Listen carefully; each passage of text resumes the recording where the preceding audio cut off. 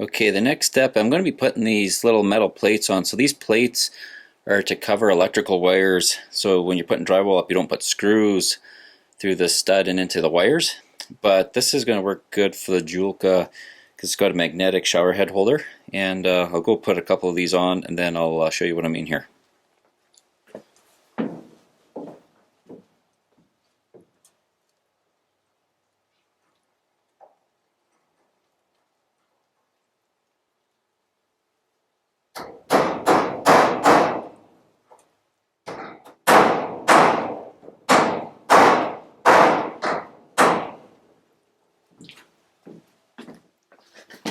Okay, and I did put a little bit of construction piece behind that. And here's the Joolca shower holder. You can use just a hook, but it's magnetic on the back. You could also screw it. Don't know if you can see through the screw holes, but the magnet's pretty powerful. So.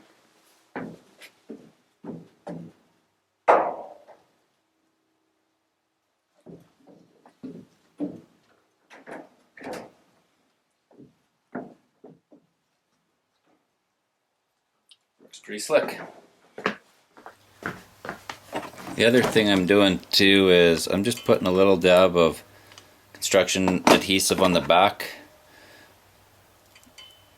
These shouldn't come off, but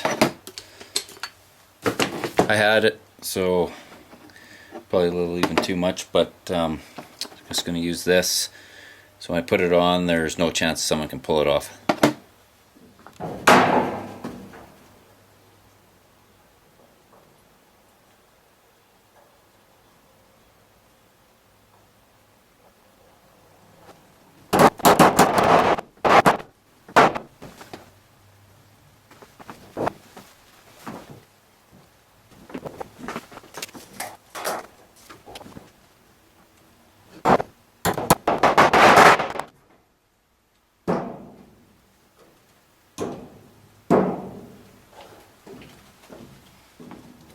Alright, as you can see, I put 3 of these metal pieces on there.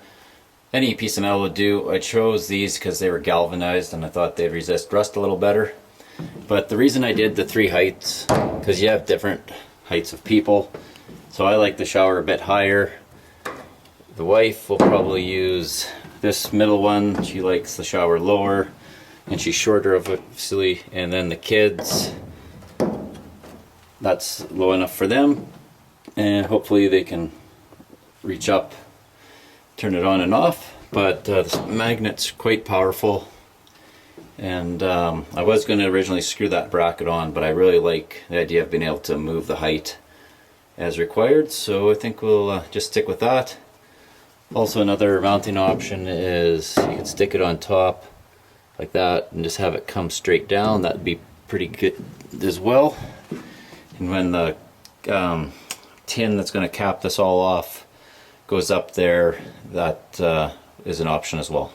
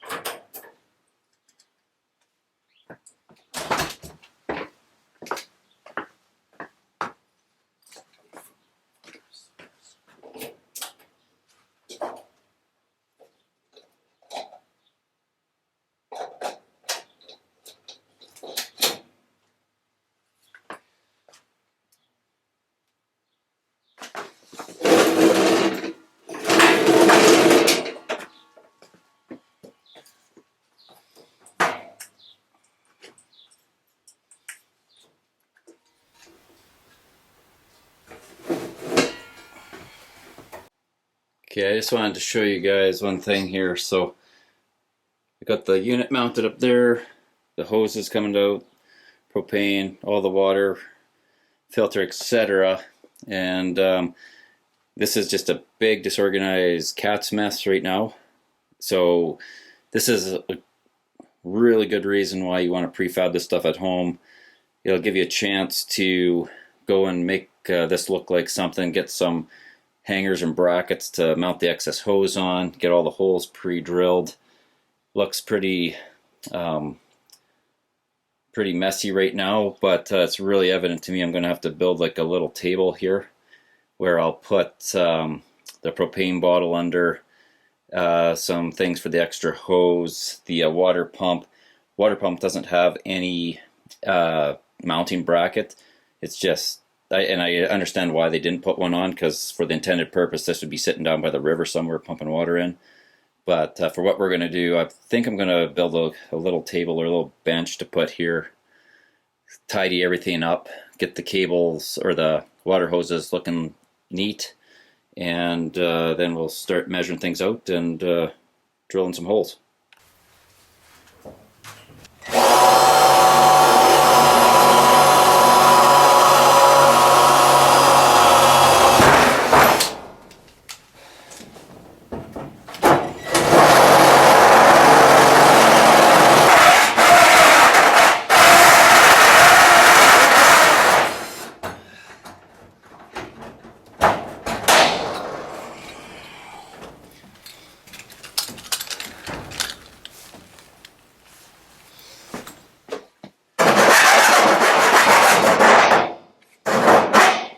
Alright, I got the hole drilled through there.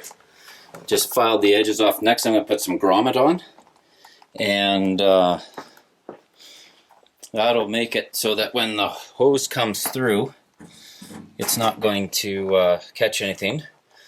Now the height of this, what I did was I kind of figured out where this would be when I get it pinned up here, and the angle of that hose will go right into that hole. About right where these screws are is about just above where the table will be, so it should be lower than that so the hoses won't interfere. I'm going to have a little table here, propane and a water bottle will be underneath it, and then I think I'll put that sink basin on top. But next we'll put the grommet on.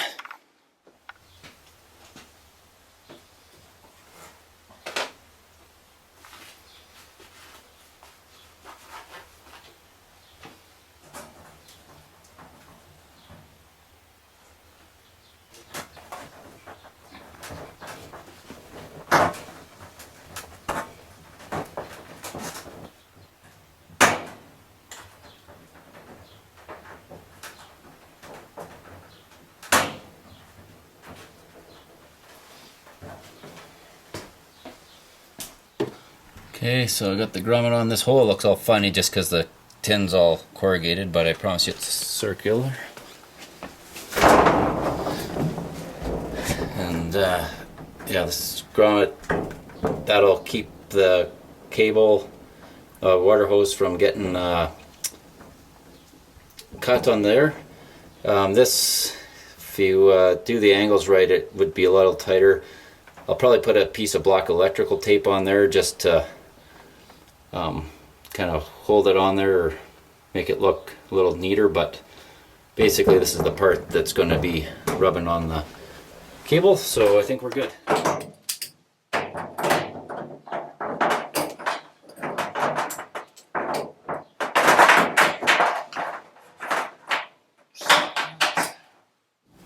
Okay, so here's the line.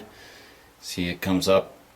Now this little, I didn't have enough hose to do it with just that, but the kit did include an extra little extension here, so that'll work great actually. And next I'm going to take the hole saw, drill some holes through here, then I'll route this main cable. It'll come out to end about here, where I'll tie into that, and then you can take the shower head down, wash off if you want. I don't think there'll be enough loose cable to really need to have to tie it up anywhere. It can just hang loose. It's, that magnet on there is super powerful. But anyways, I'll go ahead and start getting those holes drilled. Alright, so just got the holes drilled through there. So it comes through, got a nice little grommet, and then all the way up to the shower. Looks really good. This is all, of course, made so we can just take it all out. Just drilled the holes through there with the hole saw. And yeah, it looks pretty good, I think. And then what we'll do out here, I'm gonna build that little table there, but I'll get some hardware where I can kind of clip these to the wall so they're not just hanging loose totally. I think it looks pretty good so far. I think I've got enough scrap I can actually build that little table. So anyways, next step here is it's probably going to be to get the power source all sorted out, and batteries need to go in here. The power for the water pump, that end will drop in this bucket, and yeah, we'll give it a test run. I got a couple of things to clean up, but yeah, so far so good.